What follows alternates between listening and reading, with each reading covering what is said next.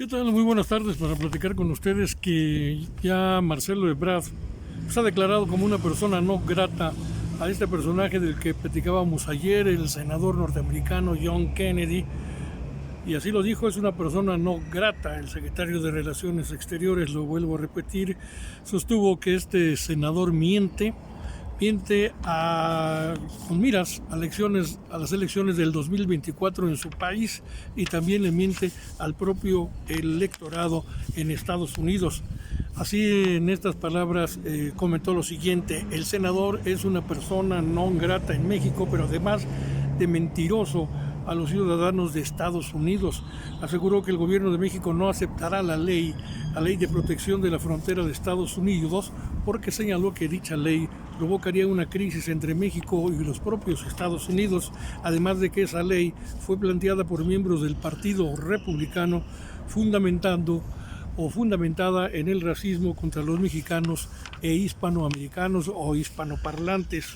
Los planteamientos que hay en esta ley, dice, son inaceptables para México.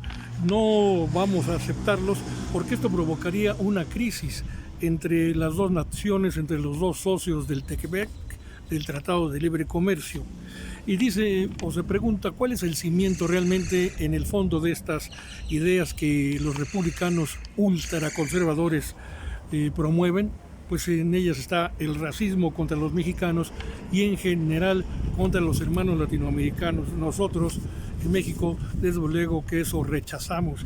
Por su parte, el presidente Andrés Manuel López Obrador presumió, ahora que este republicano se le aflojó la boca, dijo que los mexicanos, si no fuera por Estados Unidos, comeríamos alimento para gatos o viviríamos prácticamente en las camionetas atrás de los almacenes de Estados Unidos. Entonces AMLO aprovechó para decirle al senador, a este pues calificado como polémico republicano, pero la verdad es que es un vulgar ignorante de su propia historia. Entonces AMLO le presumió la obra del Tren Maya, que dijo que es la obra pública más grande que se está desarrollando en estos momentos en el mundo, no solamente en América o en México, sino en el mundo.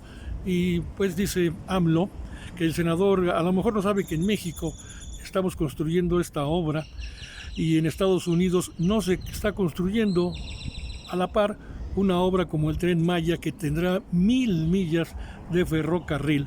Y entonces pidió a los Estados Unidos a no ningunear a los mexicanos, pues dijo que son el país con mayor número de inmigrantes en aquel país, allá en Norteamérica. Por ejemplo, son 40 millones de mexicanos en Estados Unidos, es el segundo grupo hispano que le iría detrás de México. Estarían los puertorriqueños con 5 millones o los cubanos con 4 millones. Imagínense que va de los grupos minoritarios en los Estados Unidos, como puertorriqueños, repito, 5 millones, y cubanos, 4 millones en Estados Unidos, contra 40 millones de mexicanos. Pero a veces, dice el presidente, esto se les olvida a los norteamericanos. Entonces, no es, repite, para que nos ninguneen y que nos quedemos nosotros en México callados y con los brazos cruzados. Somos muchos y además seremos más. Dice que los legisladores de oposición en México son mejores que los del Partido Republicano. Incluso los mencionó a los legisladores mexicanos, como mucho más responsables. Ahí sí ya no le creo tanto. Si miramos hacia el lado del prianismo, pues hay mucha ignorancia también, y en algunos de Morena, por qué no decirlo, también lo mismo. Y dijo que en términos de las relaciones con Estados Unidos, dijo, pues no creo que haya represalias por parte del gobierno de Joe Biden por mi llamado, es decir, por el llamado del presidente Andrés Manuel López Obrador a los migrantes mexicanos, incluso generalizando a los migrantes latinos, para votar en contra de los políticos del Partido Republicano que hagan propuestas antimigrantes que son, como lo dijo el propio Ebrard, racistas, clasistas. Entonces dice, con John Biden tenemos una gran relación con su gobierno. Entonces no cree que el presidente de Estados Unidos, porque lo sabe, que los republicanos están usando este tipo de discurso para obtener votos. Una política que calificó el propio Andrés Manuel López Obrador como de ramplona y salamera. En otro orden de ideas también, y como lo prometió el propio presidente hace ya días, pues brindó un informe sobre el comportamiento de la economía de México a abril de este 2023 con los principales indicadores en la materia, también para taparle un poquito la boca a los legisladores, a los líderes de la oposición en México, o la poposición, como les decimos también, del PRIAN, encabezados por Claudio X González. Ya sabemos que es el jefe de jefes de los líderes del PRI, el PAN y el PRD. Entonces, AMLO brindó este informe sobre el comportamiento de la economía de México a abril de este año, como les decía, y pues arroja los siguientes datos. La economía está creciendo al 3.1%, el Producto Interno Bruto ha aumentado a 18.700 millones de pesos, la inflación ya bajó, estábamos prácticamente en el 8.70 y tantos en diciembre del año pasado, casi llegábamos al 9, pero ha bajado ya afortunadamente a abril de este año de 2023, el mes pasado ya bajó a 6.25 y sigue cediendo. La preocupación desde luego del gobierno federal está siendo la de bajarlo lo más posible, contenerla, porque dicen de nada valdría que hemos aumentado 4 veces el salario mínimo si de pronto la inflación nos gana y ese aumento al salario mínimo le quita poder adquisitivo a los bolsillos de la mayoría de los mexicanos.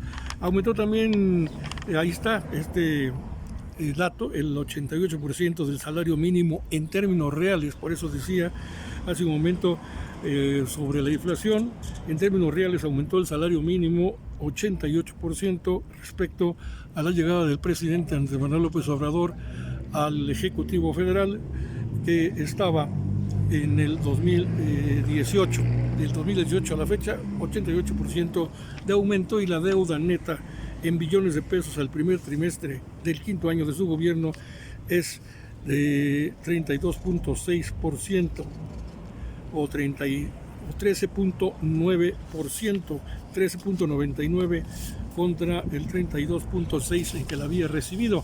La Reserva Internacional del Banco de México aumentó a 17.1%. La evolución del precio de la gasolina magna se ha reducido en 7.7% desde la administración pública federal actual. Se ha reducido 7.7% cuando se mantenía al alza desde la época de Felipe Calderón y el sexenio de Enrique Peña Nieto. A lo mejor a muchos ya se le olvidaron los gasolinazos mensuales que ya no han existido en este sexenio, y por eso se ha logrado reducir a 7.7%, entre otras medidas, el precio de la gasolina magna, para apuntar solamente a un rubro, porque está el diésel y la premium, que también han bajado, al igual que el gas. Y el diésel, pues aquí también lo tenemos, se ha reducido un 7.9%, y la premium a 5.8% desde la llegada de esta administración federal a cargo de Andrés Manuel López Obrador. Y la evolución del precio del gas LP, y ahí pues hay que preguntárselo a las amas de casa, que son las que llevan la administración del hogar. Por eso la importancia de la mujer y en las familias mexicanas. Se ha reducido desde la llegada de Andrés Manuel López Obrador en 22.1%, hasta la fecha. Si usted toma nota, cada vez que cambia su tanque, porque lo que más se vende es el tanque de 20 kilos de gas LP, y si ha llevado un récord durante cuando menos el último año o 2 años, verá que sí se han notado bajas en el precio del tanque de 20 kilos.